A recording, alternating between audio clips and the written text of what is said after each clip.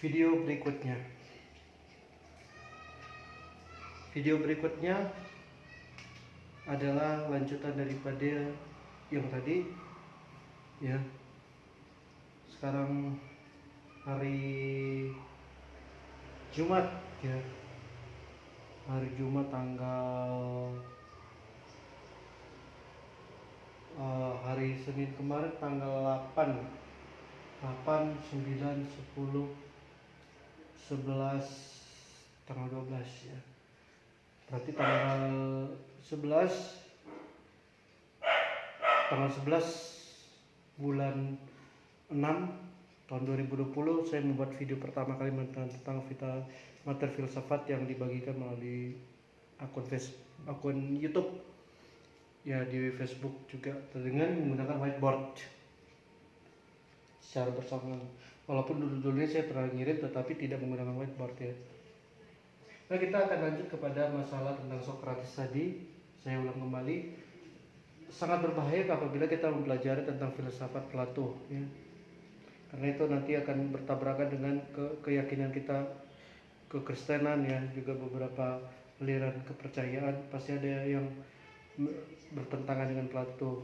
Walaupun Plato ini memang diakui secara sejarah memiliki pengaruh yang sangat besar ya, pengaruh yang sangat besar dalam memberikan komentar-komentarnya, dan komentar-komentarnya tersebut dianggap belaka oleh kebanyakan orang ya. Kebanyakan orang artinya orang-orang yang berkecimpung dan mempelajari ilmu filsafat tersebut. Karena pelajaran filsafat tertentu seperti saya pribadi pasti saya akan membanding-bandingkan, saya mengambil mana yang positif, mana yang apa, lalu saya kaji. Nah, itulah filosofus itu seperti itu. Filosofus itu selalu menggali, membanding-bandingkan, mempelajari, menyelidiki apa-apa yang terjadi. Saya pendapat si A, pendapat si B, pendapat si C, bagaimana melihat suatu pokok permasalahan. Ya. Nah, kita lanjut kepada Socrates, zaman keemasan. Tadi itu video yang tadi titelnya adalah mengenai tentang topik pembahasan tentang lahirnya suatu filsafat dan zaman keemasan. Saya katakan tadi zaman keemasan itu ditunggangi oleh bernama Socrates, Plato dan Aristoteles ya. Dan mereka ini ada setelah zaman pra-Socrates. Siapa saja pra-Socrates ini? Yaitu pertama adalah Thales. Saya ulang dari Thales, Anaximander, Anaximenes, Pythagoras, Xenophanes, Parmenides, Zeno, Heraclitus, Euclides, dan Euclides, Anaxagoras yang hidup tahun 460 sampai 360 sebelum Masehi. Nah, kita akan meneliti beratkan pada Socrates. Socrates ini nanti banyak akan saya bagikan, tetapi yang ada dulu ya. Seperti kita ketahui bahwa Socrates ini adalah bapak filsafat, guru, pengajar ya. Dan karena mengapa dia dibilang seorang guru, seorang pengajar, dan dia orang yang paling paling penting dalam dunia filsafat, tentu karena kepandaiannya dalam berbicara, kelihayannya lah, kecerdasannya, intelektualnya yang sangat luar biasa, sehingga dia dikenang oleh banyak filsuf yang setelah dia. Berbeda jauh dengan pra-Socrates tentunya, sangat berbeda jauh. Dan Socrates tadi saya katakan dia adalah seorang yang menyebut dirinya, menamakan dirinya sebagai seorang filosofus, yaitu satu-satunya dia mengaku adalah pecinta kebijaksanaan. Tentu sebagai seorang pecinta kebijaksanaan, selain dia memberikan kontribusi, ternyata dia memiliki murid bernama Plato dan Aristoteles. Plato ini adalah muridnya Socrates, kemudian si Plato punya murid bernama Aristoteles. Jadi hierarkinya Socrates memuridkan Plato, Plato memuridkan Aristoteles. Ya, ibarat seperti kemarin saya bilang bahwa kalau misalnya seorang yang mencintai kecantikan, tentu orang tersebut akan mengejar, seorang pria akan mengejar seorang wanita yang memiliki kecantikan itu. Ya, sekalipun dia kecewa, ia tetap rela menjadi seorang budak daripada si perempuan itu hanya demi mendapatkan si pemilik kecantikan itu. Dan sama dengan uang, begitu cintanya kita dengan uang, tentu kita akan ujung-ujungnya akan mengatakan bahwa uang adalah segala-galanya ya. Tetapi kalau untuk kita mempelajari filsafat, cukup kepada kita mencintai kebijaksanaan, tetapi kita tidak mendapatkan si pemiliknya ya. Nah, ini yang dialami oleh Plato dan Aristoteles ya. Plato dan Aristoteles yang seorang murid, mereka adalah murid daripada Socrates ini, mereka bertindak hanya ingin belajar, bukan mendapatkan sosok dari Socrates itu ya. Tidak melalui segala macam pengorbanan yang sangat besar, tetapi meskipun seperti itu, kita memperhatikan bahwa yang luar biasa daripada ruang lingkup ini, si Socrates ini, walaupun si Socrates ini sosoknya, saya katakan sosok pribadi, sosoknya ini ataupun pribadinya, sosok pribadi tidak atau bukan satu-satunya istilah, bukan target mereka Plato dan Aristoteles ya, untuk mendapatkan Socrates seperti pria mendapatkan wanita si pemilik kecantikan tersebut. Tetapi yang dicari adalah mereka ini belajar dari Socrates mengenai tentang hal pemikiran-pemikiran ya tentunya ya. Dan saya rasa Plato dan Aristoteles, mengapa mereka begitu tertarik dengan Socrates ini, tentu karena Socrates ini sebelum timbulnya pengaruh yang besar itu, Socrates ini mengajarkan tentang moral ya. Jadi kita bisa bilang Socrates ini dengan dia memberikan, karena dia satu-satunya orang yang begitu rinci. Memang sebelumnya sudah ada ya zaman terakhir Socrates, tetapi dilihat Socrates ini adalah orang-orang yang sangat berkompeten ya dalam mengajarkan tentang kebaikan-kebahagiaan, tentang pengetahuan bahwa kebaikan itu adalah muncul dari pengetahuan diri manusia itu sendiri, kemudian tentang menceritakan bagaimana supaya jadi pemerintah yang ideal itu harus mencari orang-orang yang bijaksana.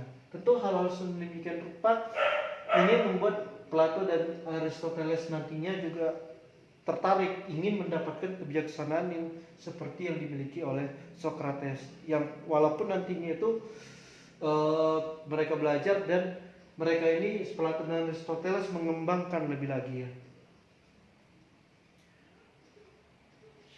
Walaupun ya kita tahu Plato yang juga dia mengembangkan, berusaha dalam pengembangan dia dalam pemikiran-pemikiran daripada Socrates. Ada juga orang-orang yang beranggapan bahwa Plato ini, seperti saya katakan, Plato ini orangnya yang terlalu banyak memberikan pengaruh dan sepanjang sejarah dengan segala komen-komen yang belaka bisa kita bilang yang belum tentu, memang tentu benar, tapi semacam kayak masih dipertentangkan lah ya. Karena Plato ini identik seperti itu. Plato ini karena dia menekankan kepada ide tadi ya. Nah, Socrates ini tahun 470 hingga tahun 359 sebelum Masehi dia hidup di Athena itu tidak adalah Yunani, bagian negara Yunani. Dan dia percaya bahwa manusia hidup di dunia ini memiliki satu tujuan hidup ya. Jadi kalau kita bilang, kalau orang-orang sekarang di khotbah-khotbah Tuhan sekarang ini, ataupun orang-orang motivator mengatakan kita hidup mempunyai tujuan hidup, kita hidup di dunia ini ada tujuan. Sebenarnya sebelum mereka ini sudah ada tokoh yang mengatakan seperti itu, Socrates. Socrates inilah yang orang pertama yang mengungkapkan seperti itu. Jauh sebelum yang sekarang ini. Jadi bagi motivator-motivator, jangan menganggap bahwa Anda adalah orang yang pertama kali, ya. Justru kenali dirimu pun itu berasal daripada Socrates. Sebelum Sun Yat-sen, ya, sebelum yang dari orang Cina itu, yang mengejarkan tentang, dia seorang filsuf Cina yang mengajarkan tentang perang, ya. Nah, tentang kenali dirimu ini saja sudah ada pada zaman Socrates di era tahun 470 hingga tahun 399 sebelum Masehi. Jadi kita harus tahu bahwa apa yang kita dengar sekarang ini banyak yang tanpa kita sadari itu kebanyakan ceplakan. Sebenarnya bukan ceplakan, ya, bukan copy paste, tapi manusia-manusia sekarang tidak sadar, ya. Dia menganggap bahwa apa yang dikatakannya itu sudah wow, dan dia merasa dirinya yang orang pertama yang menyebutkan kata-kata mutiara tersebut. Tapi sebelum dia, Socrates ini sudah menyampaikan demikian. Tentu sama seperti pemerintahan ideal yang dengan pernyataan perlu orang bijak, terus dipersiapkan dengan yang baik, orang-orang yang baik, terus kemudian juga mengatur kepada kebaikan pada masyarakat, berbicara soal moral kita bagaimana sebagai seorang pelayan publik. Nah, sebelum sekarang pemerintah sekarang mencanangkan program mengenai tentang kinerja, tentang pelayanan, bagaimana memberikan yang terbaik untuk masyarakat, bagaimana untuk memperbaiki, bagaimana supaya kita ini bisa bertanggung jawab, bagaimana kita mengabdi kepada masyarakat, ya. Anda tahu lah tentang slogan-slogan itu semua, ya. Itu semua berangkat daripada Socrates, tetapi banyak orang yang tidak tahu, ya.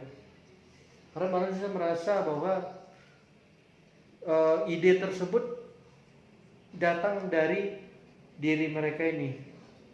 Mereka, orang-orang yang sekarang ini, tidak menyadari bahwa pernyataan ini memang sudah ada sejak lampau. Sama halnya dengan misalnya kita melihat soal tentang misalnya perkawinan sesama jenis, ya. Perkawinan sesama jenis itu bukan baru ini saja. Dari zaman Sodom dan Gomora itu sudah ada, ya. Mereka saling kawin mengawinkan, itu sudah ada. Kalau kita melihat dari versi kenajisan, ya. Tetapi kalau dari versi kebaikan, ternyata zaman dulu itu sudah ada hal-hal yang baik, ya. Jadi kita harus tahu itu. Nah, makanya Socrates dengan anggapan ini menyatakan bahwa percaya pada manusia, bahwa manusia memiliki tujuan, ya, terus bahwa salah ataupun benar dalam memainkan suatu peranan dalam bermasyarakat, peranan yang penting. Misalnya dia apapun yang dilakukan salah ataupun benar dalam berperan sebagai yang berperan dalam masyarakat, berperan dalam lingkungan sesamanya, ya. Tentu yang peranan-peranan itu ya peranan yang penting, ya. Seperti tokoh-tokoh, ya, juga bisa mendefinisikan juga hubungan tersebut, ya. Dan dia juga tentang bahwa kejahatan itu merupakan karena adanya salah pengarahan, ya, salah bimbingan. Komentar yang sangat luar biasa yang diberikan oleh Socrates. Kemudian pemerintah ini ideal, orang-orang bijak. Nah, inilah cakupan daripada Socrates, Plato, dan Aristoteles. Makanya disebut di zaman keemasan. Zaman keemasan ini adalah suatu zaman yang menurut saya zaman yang bukan hanya berbicara orang-orang hebat yang dengan keahlian Socrates ini, ya, Tetapi kalau kita bandingkan dengan sekarang, dengan keadaan kita sekarang, dengan kita bicara soal apalah elit politik ya, yang banyak memberikan pendapat argumen-argumennya, ternyata mereka lebih layak mendapatkan keemasan. Karena pola pikir seperti ini yang pertama dicetuskan dari pemikiran mereka, ya. Makanya dibilang zaman keemasan. Dan zaman keemasan ini sendiri dibutuhkan intelektual.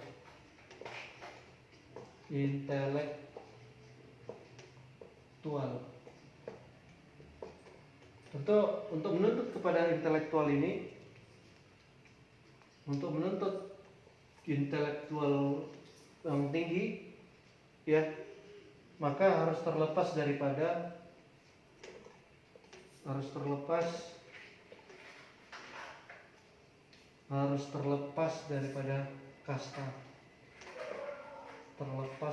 kasta, dari kasta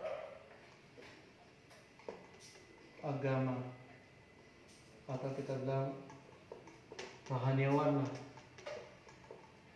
Karena kalau kita bicara soal intelektual, kita bicara itu tentu tidak jauh dengan menggunakan akal pikiran.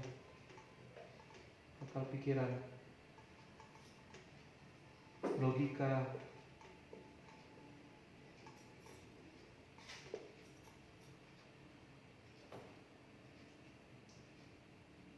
Jadi zaman keemasan itu dilihat bukan saat di abad ke-6 dengan sistem natural religious. Ternyata bukan. Mungkin orang-orang awam yang gampang ditipu, biasanya orang-orang awam itu gampang tertipu, ya, karena tidak mempelajari filsafat dengan benar. Menganggap bahwa ketika kita hidup di zaman dengan menggunakan sistem natural religious itu, dengan keterikatan tradisional, mereka pasti mengatakan bahwa itulah zaman keemasan. Ya, ternyata tidak. Zaman keemasan itu tidak membutuhkan mitos di sini. Zaman keemasan ini tidak membutuhkan mitos, tidak membutuhkan konsep mitos seperti sebelumnya.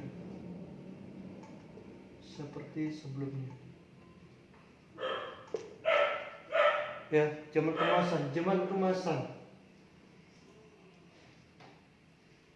tidak membutuhkan konsep mitos. Sebab kalau kita hidup dengan irasional, seandainya Socrates ini masih dalam lingkaran natural religions yang masih menggantungkan diri kepada ajaran-ajaran agama yang dianut, yang dibawa oleh nelayan-nelayan tersebut, maka tidak akan ada yang namanya tadi percaya bahwa manusia ada tujuan, maka tidak ada yang namanya orang-orang berpendapat, ya, itu tidak akan terjadi. Sama kalau kita lihat orang-orang tradisional, orang-orang yang masih terikat kepada sistem tradisionalisme yang dibatasi seperti sistem kasta di India, pasti mereka tidak ada memiliki kesadaran ataupun pemikiran mengenai tentang bahwa kehadiran dia sebagai manusia di India itu memiliki suatu tujuan. Pasti tidak akan terpikir ke situ. Karena kenapa? Karena mereka hidup berdasarkan kasta. Jadi manusia yang hidup di dalam kasta, misalnya dia berada dalam kasta perbudakan, kasta budak, ya, Misalnya manusia itu di India itu masuk dalam kasta budak, manusia yang masih dia lahir kasta dan kasta budak itu, kalau kita gambarkan piramid ada dibagi dua. Yang kasta tertinggi itu biasanya itu orang-orang hebat ya, yang paling terbawah itu budak atau pembantu. Maka mereka akan tetap menjadi seorang budak. Tidak akan ada mereka memiliki suatu kesadaran, tidak ada mereka suatu panggilan tertentu untuk mempercayai, ya, tidak ada sesuatu apa ya istilahnya, tidak ada gambaran sedikit pun untuk apa saya ada di dunia ini. Karena memang dia hidup di dunia itu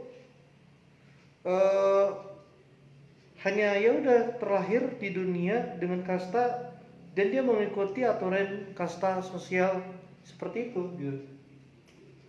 Jadi dia namanya manusia terikat dalam sebuah tradisionalisme, agak rumit dia meningkatkan, mengembangkan potensi dia, budaya berpikir dia untuk mencapai hal semacam ini.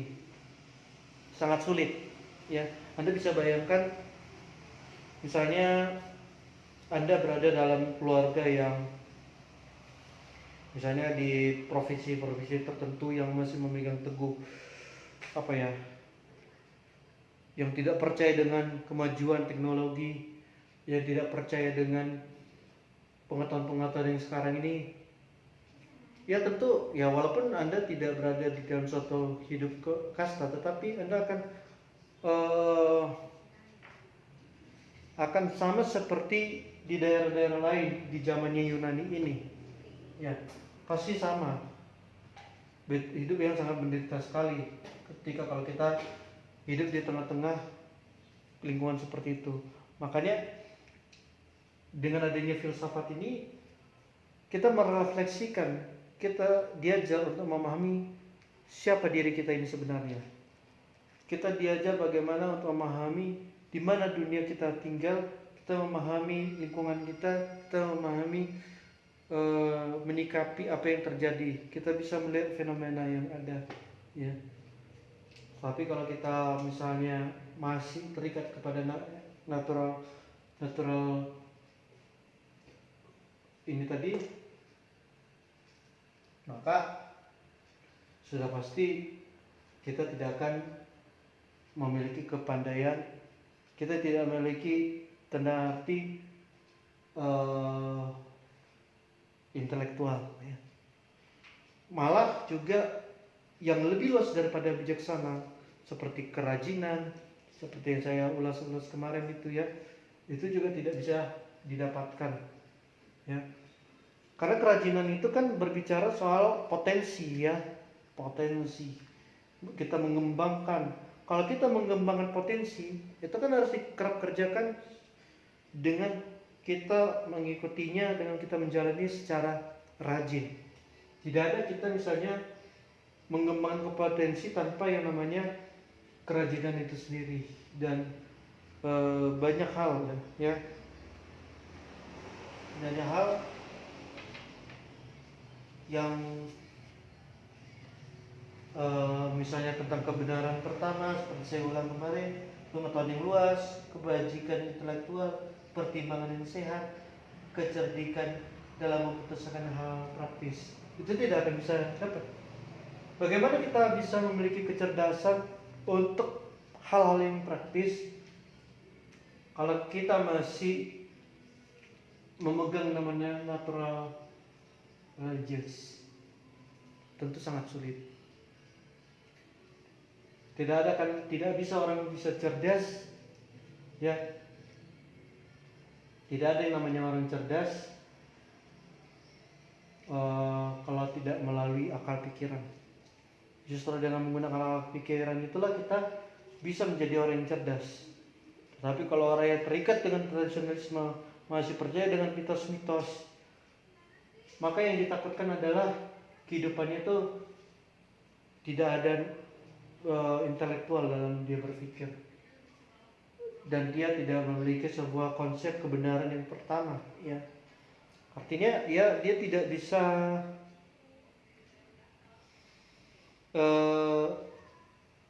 membedakan ya. Makanya di sini Socrates menyatakan ada peranan bahwa salah dan benar dalam memainkan peranan. Ini kalau kita kaji lebih dalam, itu sangat kena dengan kepada kebenaran pertama. Ya.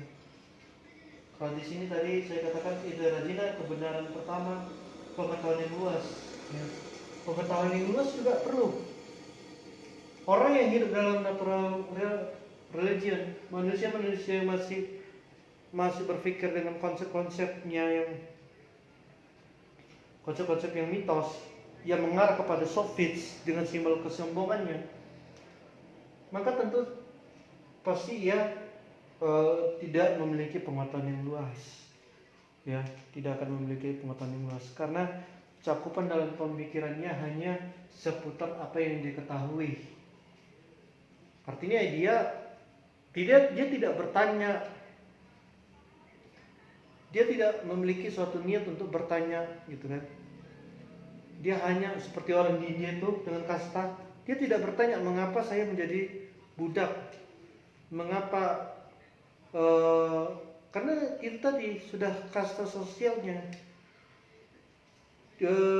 Satu-satunya dia supaya dia tidak terikat dengan kasta itu tadi, dia harus berpindah jadi warga negara lain.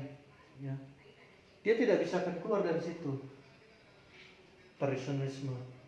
Bisa juga tradisionalisme itu kita samakan dengan agama. Makanya filsafat itu tidak lagi menggantungkan pada abad ke-7 tidak menggantungkan lagi kepada agama dalam menjawab segala pertanyaan-pertanyaan yang ada.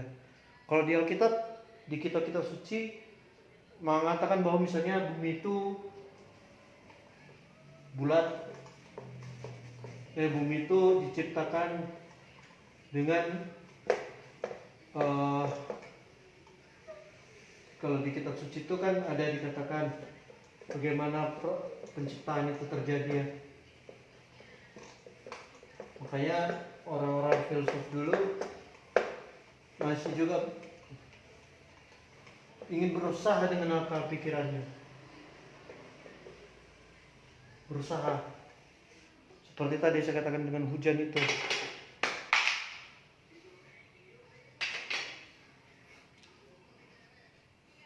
Misalnya tadi soal hujan. Hujan ini kalau secara kita dari garis bawah dari natural religions yang terikat kepada tradisionalisme,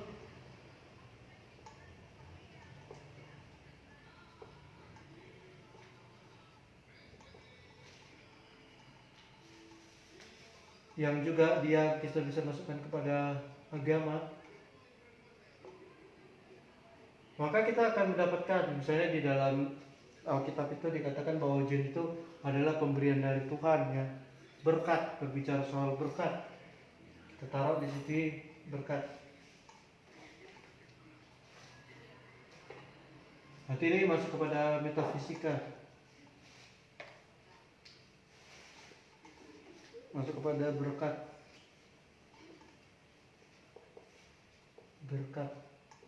Itu buat berkat Tuhan. Bicara soal berkat Tuhan. Bisa juga itu sebagai suatu peringatan ataupun peringatan, bisa itu berupa hukuman atau murka ya, badai kalau kita lihat. Kalau di kitab-kitab suci yang lain ya tinggal menyesuaikan saja ya. Nah, bagi orang-orang yang intelektual, bagi mereka yang menggunakan akal pikiran, tidak puas dengan ini, tidak puas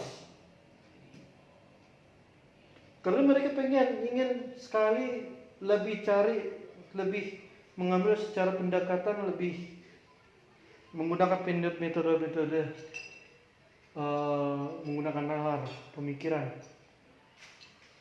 Ya, kalau kita lihat dari kultural, yang memungkinkan orang-orang untuk berpikir sesuai kepada potensi, pengembangan potensinya, maka mereka akan menganggap bahwa ya hujan itu adalah sebagai suatu proses alam, proses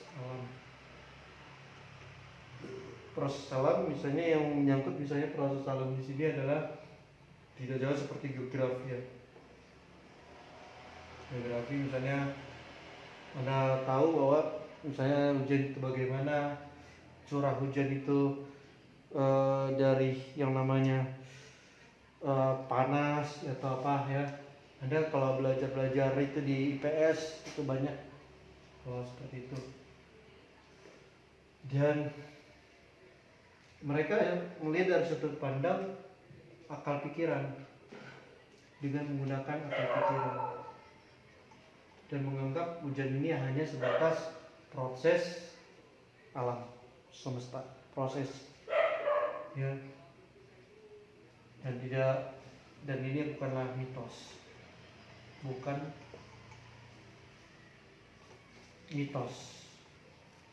konsep mitos.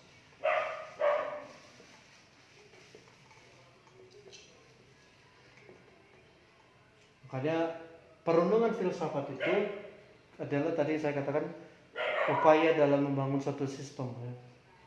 Karena ini sistem juga. Bagaimana dengan bumi yang diciptakan Tuhan? Bumi ini. Mengapa bumi ini bisa terjadi? Ya. Dari zaman filsafat dulu memang sudah banyak mengkaji mengapa bumi ini bisa terbentuk. Bahkan penelitian banyak mengungkap, peneliti dengan banyak katanya bumi ini berasal dari beberapa gabungan zat-zat. Ada yang menyatakan demikian ya. Tetapi itu tadi para peneliti ini tidak puas hanya menggantungkan pada agama ya, tidak puas.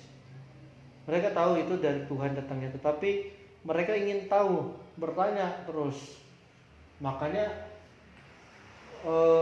itu tadi mereka sangat gigih ya, karena filsafat itu harus memiliki keuletan ya, kegigihan dalam mencari segala sesuatu sampai akar permasalahannya. Nah, itu tadi penjelasan mengenai tentang perbedaan natural religion dengan cultural religion. Ini tadi abad-abad ke-6 ya. Abad ke-6 terjadi. Kemudian pada abad ke-7 mulailah diceritakan, didiskusikan bersama-sama. Oke, itu saja yang dapat saya bagikan. Semoga ini bisa bermanfaat bagi kita semuanya untuk menjadi suatu pembahasan pembelajaran buat kita. Saya membagikan masih dengan mudah. Memang kalau filsafat itu semestinya harus dengan bahasa-bahasa yang ada istilah-istilah, misalnya dengan kata-kata induktif, deduktif, kompresif ya. Tetapi itu nanti perlahan-lahan, karena bagi mereka yang bagi mereka yang istilahnya agak terhadap filsafat agak sulit kalau kita membuat kata-kata dengan istilah-istilah yang tinggi ya. Jadi saya menggunakan bahasa yang lebih bisa dimengerti. Seperti tadi kata kosmosentris ya, kosmosentris, terus antroposentris, Itu tadi memang kedua ini bahasa dalam istilah filsafat seperti komprehensif dan lain-lainnya. Tetapi cukup komprehensif ini yang autofocratic centrism saja yang saya keluarkan dua istilah. Pada nantinya nanti yang kebanyakan yang nanti itu mulai dari abad-abad pertengahan ya. Kita menggunakan bahasa-bahasa yang lebih tinggi lagi. Demikian yang dapat saya bagikan, semoga ini bermanfaat bagi kita semuanya.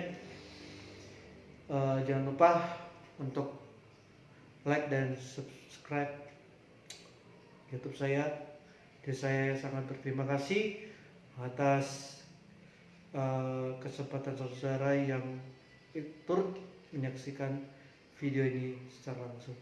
Saya David Lukman Tobing mengucapkan terima kasih banyak dan sampai bertemu lagi di sesi berikutnya, dan selamat beristirahat. Kiranya Tuhan memberkati kita sekalian. Amin and God bless you.